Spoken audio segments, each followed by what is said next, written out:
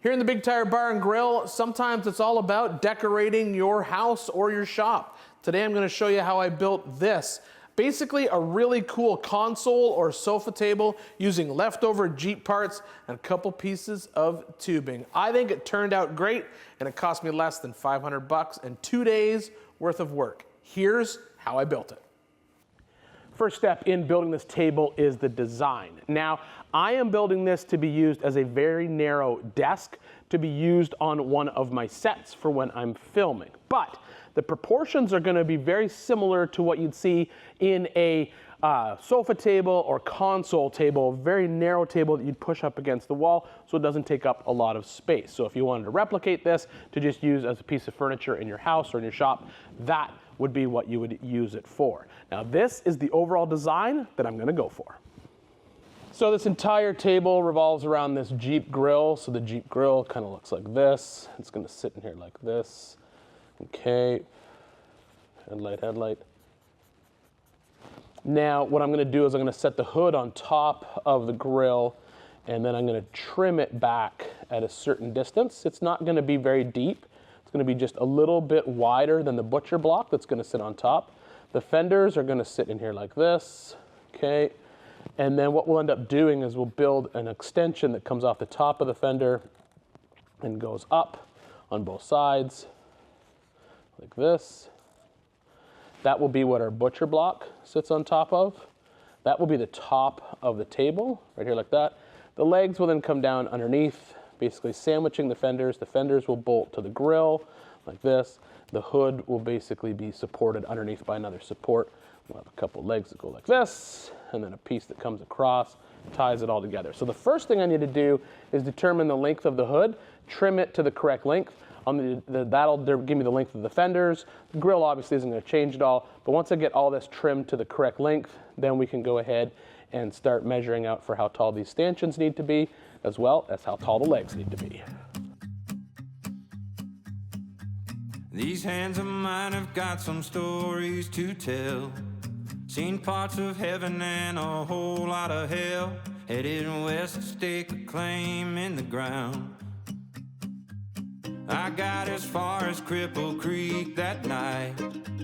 I met a girl with golden hair and green eyes. Fell in love on the outskirts of town. Hung my hat, figured I'd stick around. Hey, the part of me that longs to hold her at night would bury any man that don't treat her right. I'm gonna love and live and kill and fight my whole heart till death do us part.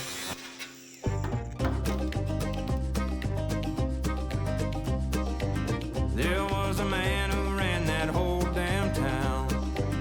He thought he owned her and that they'd settle down. Took her back with a Colt 44. I loaded up and rode out into the night. Took out his men and by the dawn's early light left a blood trail up to his pole. Held my breath and I kicked down the door.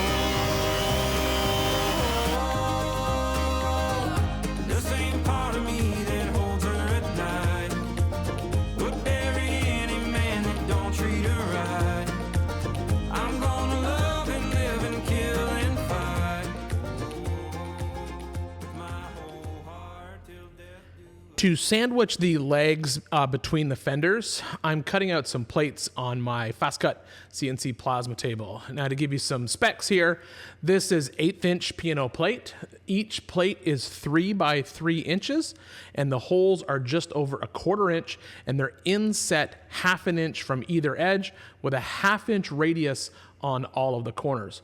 All of the legs are 1.5 inches by 1.5 inch square tubing. The upper sections I made using some 16 gauge, it's often referred to as cold rolled electric weld. It's incredibly lightweight tubing.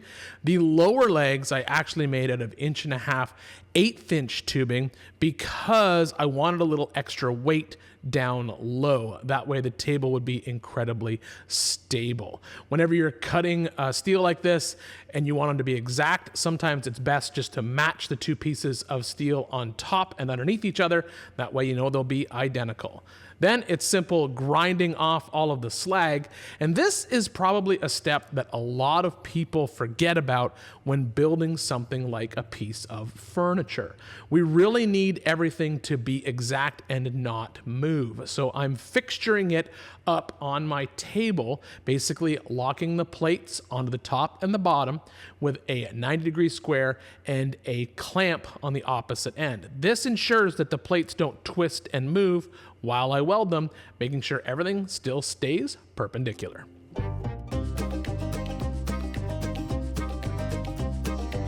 There was a man who ran that whole damn town. He thought he owned her and that they'd settle down. Took her back with a Colt 44. I loaded up and rode out into the night. Took out his men and by the dawn's early light left a blood trail up to his porch. Held my breath and I kicked down the door. The same part of me that holds her at night would bury any man that don't treat her right. I'm gonna love and live and kill and fight with my whole heart till death do us part. Down on his knees, he was begging for his life. She looked up at me without a tear in her eye. So I put that gun in her hand. Sometimes it takes a woman in the man. All right, so with the base frame done, you can now get the general idea of how this bench or table is going to work. We basically have these legs that come up to the inside of the fenders. These tall stanchions are going to sit up on top. The bolts are going to go right through this mount, through the mount that's underneath there, and that's basically going to sandwich it together. Then we'll put the hood on, and the butcher block will sit on top. The plan right now will basically be to measure, make sure the legs are even inside both fenders. I'll mark them from underneath with a paint pen, drill them, and then we'll bolt the legs together, and then we'll set the butcher block on top, and everything looks good. We'll take it all apart and paint the frame.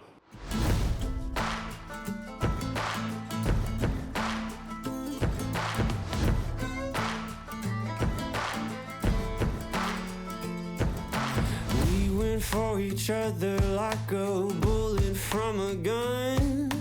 Faster than the sheriff's drawing, hotter than the sun.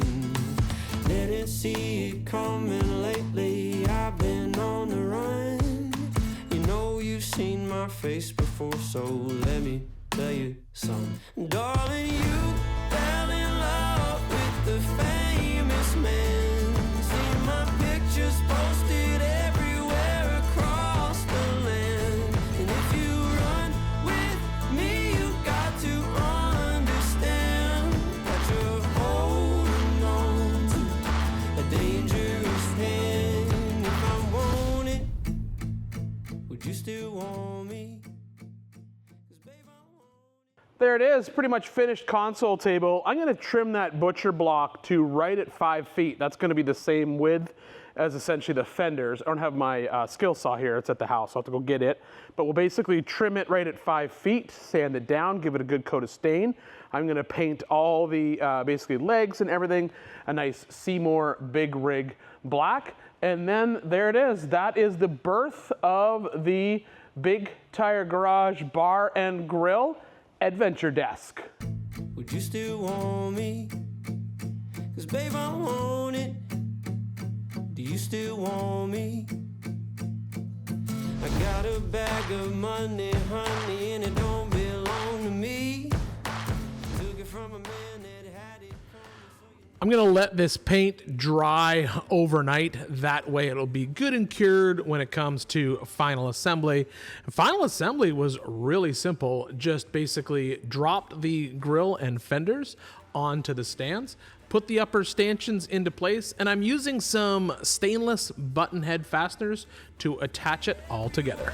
Across the land, and if you run with me, you got to understand that you're holding on to a dangerous hand. If I want it, would you still want me?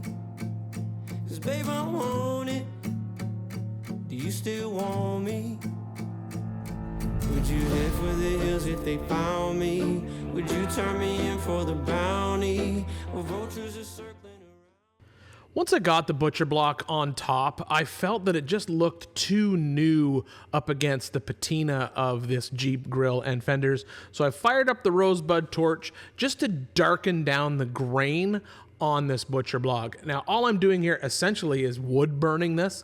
If you run this torch over the butcher block like I'm doing here, what it does is basically raises up the grain, really gives it an antique look. This doesn't seal it like a process that's often referred to as Shoshugibon. That involves a much more in-depth burning process.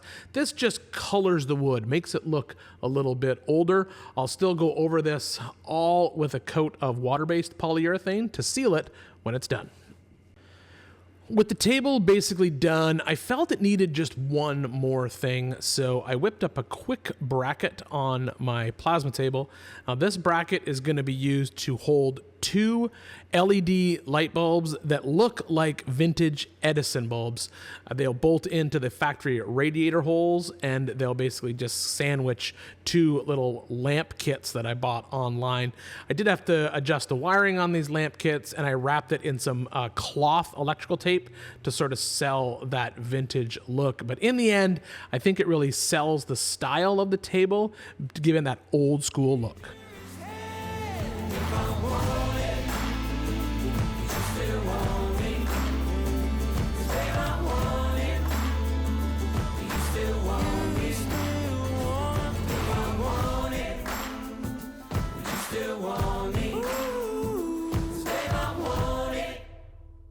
Do you still want me?